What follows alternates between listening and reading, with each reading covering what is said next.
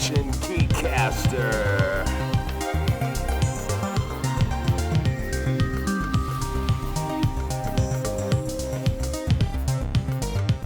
You're watching GEEKCASTER, everything sci-fi, fantasy, and geek culture.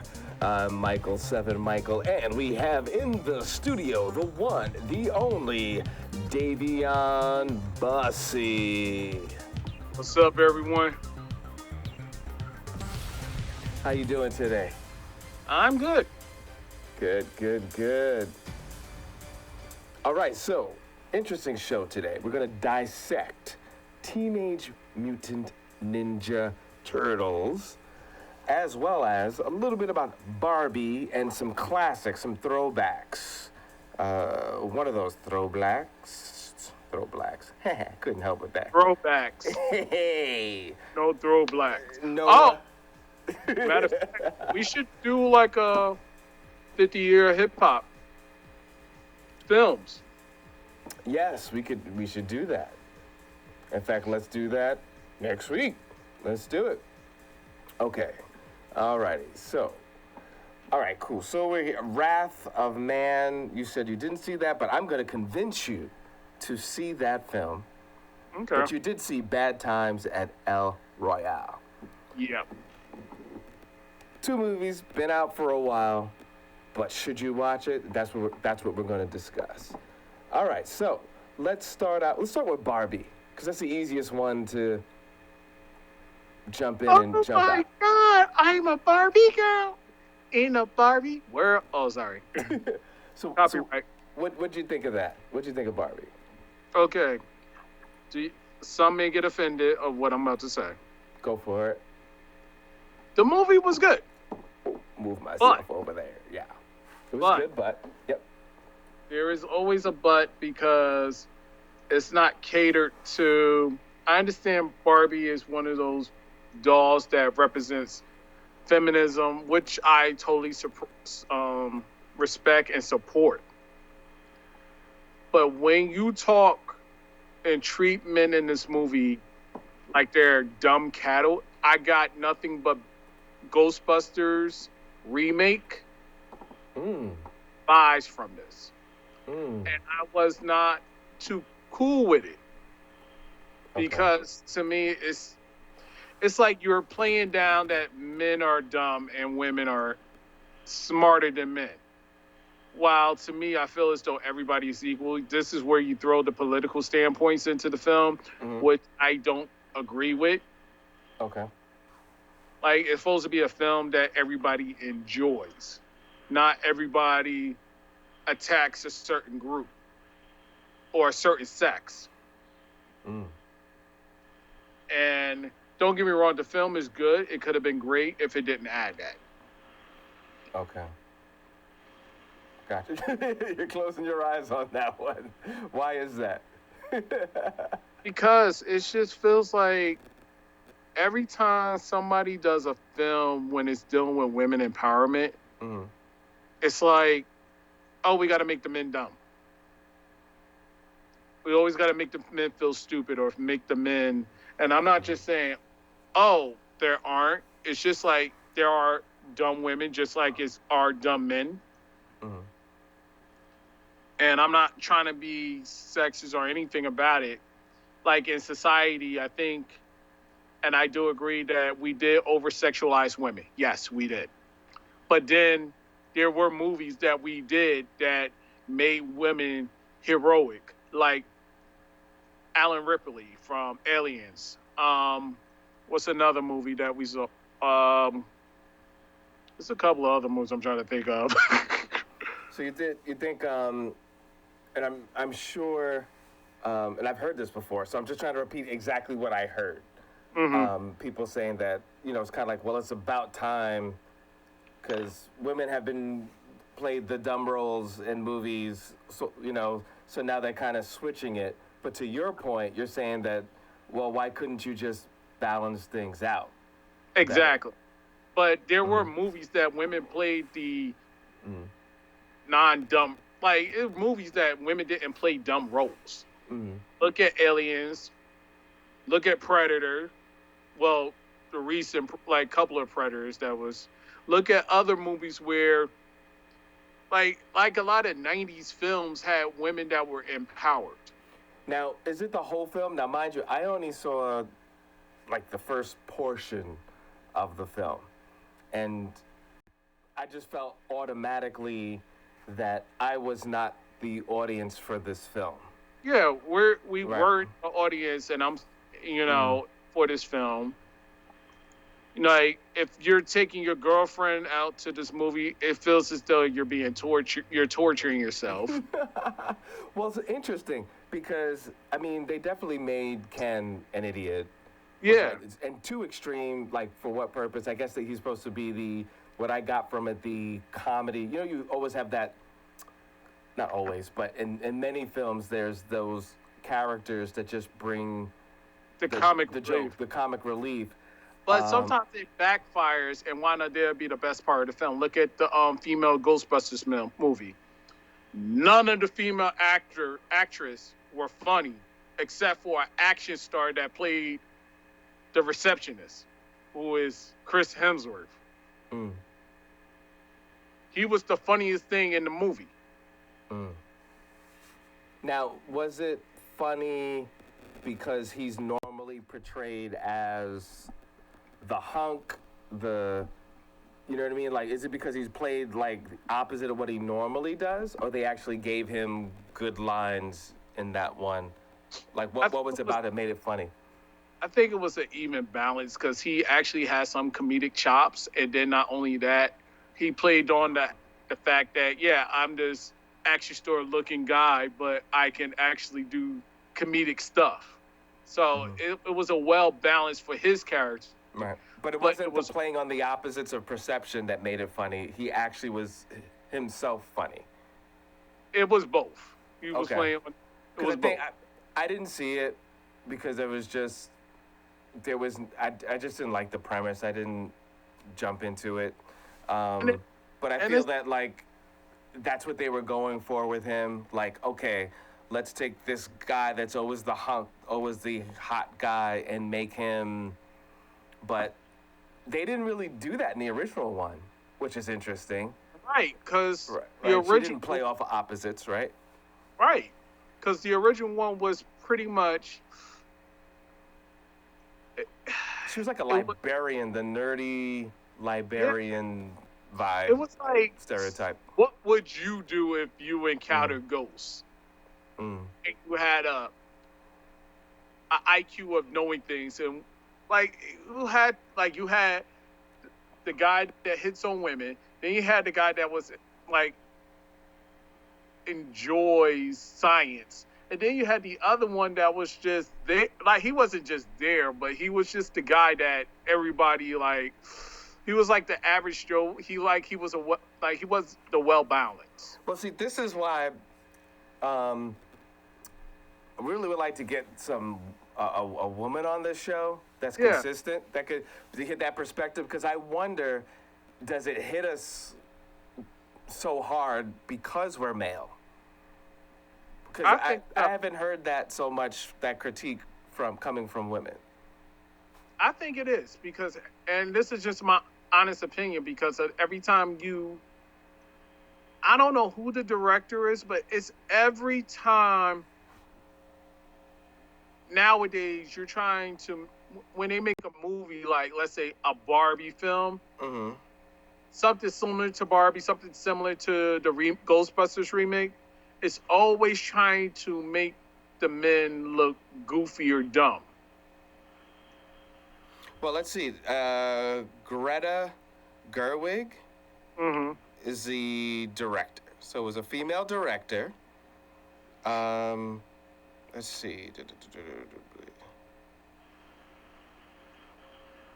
Oh, wow. She's the only woman in the $1 billion club with sole credit for directing a film. Right.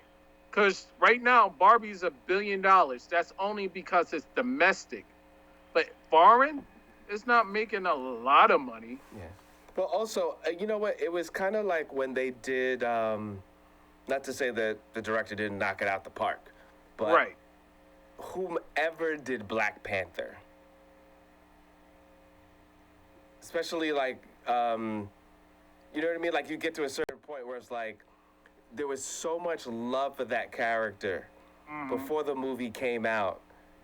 It wasn't going to fail financially.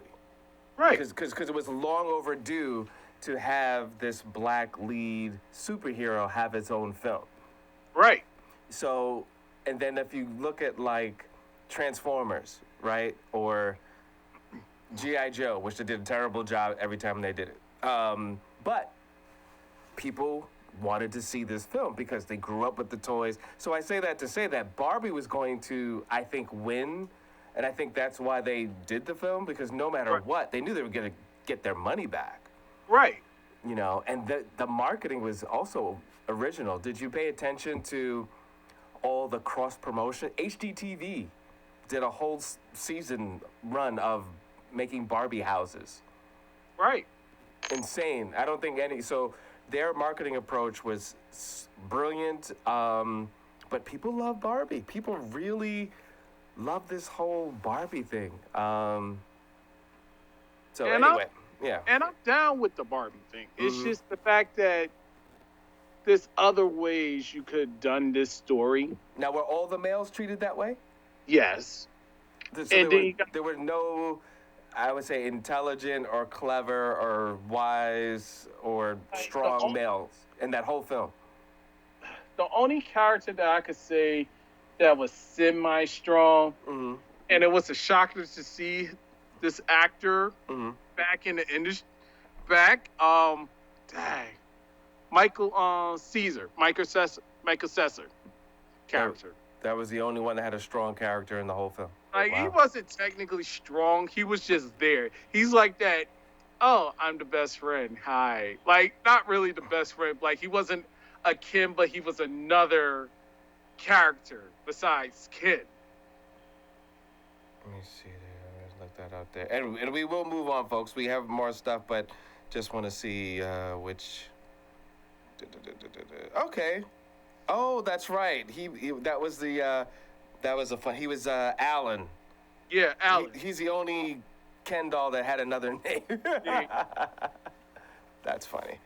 It's like, okay, but it was like, to me, everybody was Barbie, everybody was Ken.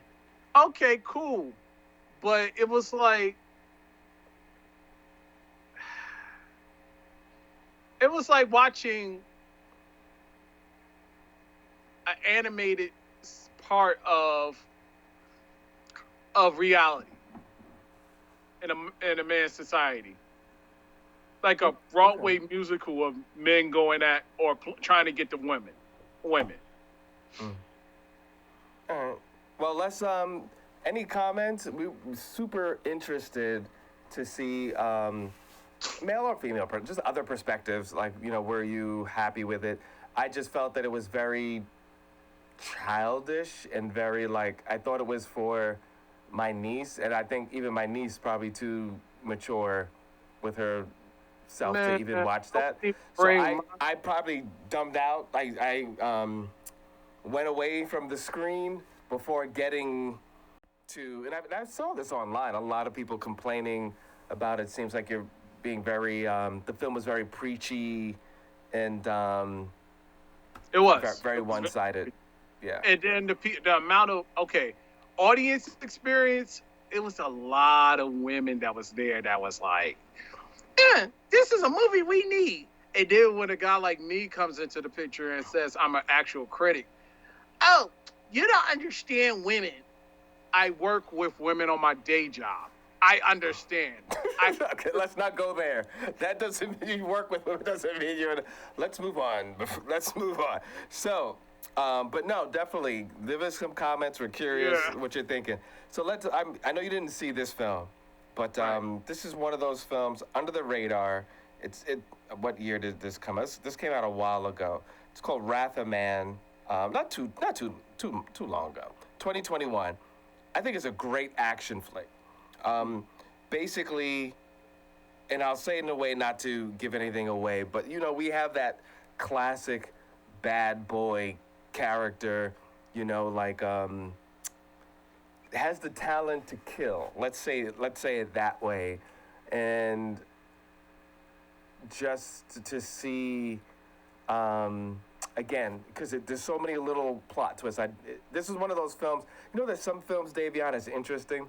How you can Right. talk about the plot twists, or even say the whole story, and you still don't get the film. Right. This is one of those films, Wrath of Man. You don't want to do that because how they told the story was worth it. It was worth the wait. It was worth the interest. But anyway, Jason Statham is in this movie. It was directed by Guy Ritchie. I like Guy Ritchie. If you know anything about him as a director, um, doesn't overly use explosions. He doesn't overly use action. The Right. action actually helps to tell the story, versus some directors, which we've mentioned in the past, all they do is blow things up, and it's like, yay. So I really like Guy Ritchie's storytelling. But it's worth it, especially yourself as an actor and doing stunts. Yes, sir. Yes, Okay. yes. I hope I got you to do it. But I mean, you got robbers, you got police, you got this whole undercover thing going on. You know, you're really trying to figure out who's who and what is what. And Jason Statham, he delivers. He delivers what he normally delivers, but he's consistent. So, anyone out there, check that out. If you agree with me, I definitely would say this is one of those GEEKCASTERs. Thumbs up. It's not a waste of time. It's worth checking it out. Okay. Now, Bad Times at El Royale. This came out 2018, Yeah. and I was just wasn't your cup of tea. Wasn't. So, what was it about this that just was like, no, I'm not feeling it?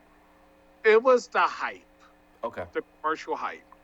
It was like you were expecting something, Mm. and then when you see it, don't get me wrong, the first couple of minutes of the film, you're like, okay, we're getting the suspense. Okay. And you're like, what's the payoff? That's the Mm. payoff. Like, it was like a generic type of story where you're like it could have been better. Okay. And it feel like a mystery type film, action film. It didn't feel like, what was that movie that we saw that had something to do with everybody's at this hotel and they get killed one by one, and come to find out they're all in this guy's mind. Oh. I think I know what you're talking about. And he had like multiple personalities or something. Yeah. You know what? I didn't see all of that film, but I That need to. But That was a good movie. but that's how you feel with this one. I think it's Identity. I understand what you mean by payoff. And by the way, Jeff Bridges delivered. John Hamm, he always delivers. Chris Hemsworth. I see what, because when we spoke about this before, I think you weren't really happy with either the directing, the story, or the writing. Uh-huh. But I feel that Chris Hemsworth played a really good villain. I see him as a villain. I just didn't. He didn't. They could have given him more. I didn't like him. You don't think he delivered? No. Okay. And I like Chris Hemsworth, but as a villain, I wasn't feeling it. I wasn't getting that energy. It felt like he was trying too hard to be a villain, and it was no payoff. Interesting. Okay, and then Cynthia Erivo. Awesome job. That's the only one that kept me interested. I feel that it was a good commercial for her as a talent, the film. And she was great. It was too much with her. Now I'm glad, like she's one of the few people that could pull that off. And again, I think she did a great job. Actually, she's cool in person too. But it was too much of that. I feel that, like, to your point, payoff and building tension, and I feel that all that time they took having her sing, which was great voice, it said a little bit about the character, but we get it. Once you said, boom, she was a singer and gave us that backstory, you don't need to beat that to the ground that she was a singer. So I thought that was a bad choice. It was a good concept. I think they gave too much, and I think Chris Hemsworth as a villain, it was like certain things in the film that he was doing was too much. Okay. And I felt that if he would have toned it down maybe just a little bit, I probably would believe him as a villain, but he went over the top as a villain. Okay. And that's why he wasn't believable. It was just too much trying hard. And it was like, it's just be natural. All right. I could dig it. I don't want to. Wow. Guess we took too much time with the Barbie. Well, let's jump into Teenage Mutant Ninja Turtles. Okay. Because this was an interesting take on this film. Yes. Right. So now you like everything about the film? Let's start there. Or were there things that you? There was a little bit of everything. I didn't like the fact that I'm gonna go to the ones I didn't like. Okay. I didn't like that they didn't use Master Splinter properly. They made him more of a rat that basically looks like an 80s dad that wound up teaching his kids karate through tapes. And I'm like, no, I don't like this Master Splinter part. Like, I don't mind it, but I don't like it because it's not the Master Splinter I grew up watching. And yes, this is a Gen Z film. So they're thinking it as, how you learn martial arts? Pop in a VHS cassette tape and they will learn. But me, it's like, Master Splinter was taught by a great master, even as a rat. Like, it was two versions. Him as a rat, being taught by a grandmaster, and him being a grandmaster that got hit with the ooze that turned him into a rat. Yeah, I didn't, that was interesting. So was there anything else? Because I like the concept that they did with April O'Neil. I love the fact that they brought the main creators' thought into play because of the fact that originally April O'Neil was black or Afro-Latina. Okay. Because it was based off of his ex-girlfriend. Oh, okay. And that was the whole purpose of making that character. A lot of people don't know, because I did see a lot of people that was attacking April O'Neil, but it was like, okay, you didn't attack April O'Neil when she was in the Nickelodeon version, but you're attacking this one because, oh, she's overweight. Oh, it doesn't matter. April O'Neil was in her pre-teens, just like the Turtles. They're not teenagers. They're pre-teens. They're 15. Some will say they haven't matured into, they're going to high school, but they haven't matured. So take this as, like I said, a Gen Z film. Yeah, Don't take this. So, again, for people out there, this is the 2023 Teenage Mutant Ninja Turtles Mutant Mayhem. I think at a certain portion of the film, they just went crazy and then found an ending that just went too far for me. I was disappointed there was no Master Shredder. I was also like, Can I pause you right there? Yeah, go ahead. I'm going to pause you right there. There is an end credit scene. Oh, there is one. Yeah. Okay, I didn't see that. Okay. But what is it? Go for it. I can spoil it? Yeah, I can spoil it? Yeah. Okay. Just to let y'all know, well, the movie's already out. End credit is when the woman, who played by Maya Rudolph, calls somebody. And the person is lurking in the shadows. and it turns out to be Shredder. Oh, okay, gotcha. Okay. But I just the Fly it was just too much, and then all the villain mutants. I kind of preferred the Fly as a first villain, not because think about it. Do you want to rush into Shredder, or do you want to have some mediocre character villain to set the main characters up to face Shredder? Well, I rather give. I see, because the fact that the way, well, it's already out. This whole thing about the turtles wanting to be in high school kind of kills it for anything with a Shredder. Like, you know what I mean? Like the whole superhero, you know, when people take a hidden superhero and make them public and on the lines of interacting and being with everyday people, it kind of, you know, like just imagine if Batman was like, all right, I'm really Bruce Wayne. All right, I'm Peter Parker. I'm really, you kill it. It's over. It's not the same. Wait. What about Tony Stark saying, I am Iron Man? I don't like that. I personally don't like it. No, but that's what he did in the movie, and it actually flowed. I mean, that was one of those rare instances where he was so detached and away from everybody. It's like Elon Musk.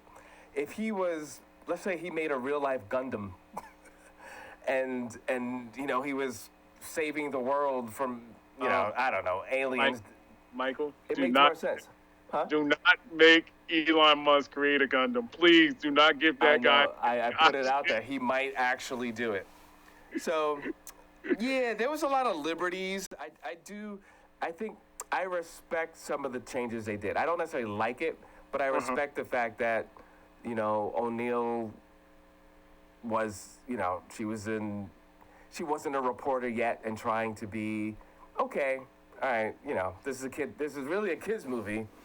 It's difficult because you take something that we grew up with and that we like, and then when you mutate and change it, you know, I guess, you know, we're changing it for a new generation. It was good before. Just really don't need you to do that. It's like, it really doesn't, but because you have the Generation Z's. And I'm gonna make this a part 1, part 2. So we're gonna stop this. If you're watching us on cable, I'm just gonna start right away. You can watch it again next week. If you're watching us live on Twitch, just sit back and relax. We're gonna continue talking. So you're watching GEEKCASTER, everything sci-fi fantasy. That's right, and we're gonna let you guys out there. So hold on. If you're here live, and again next week, you just gotta wait another week. You're watching GEEKCASTER. Let me do.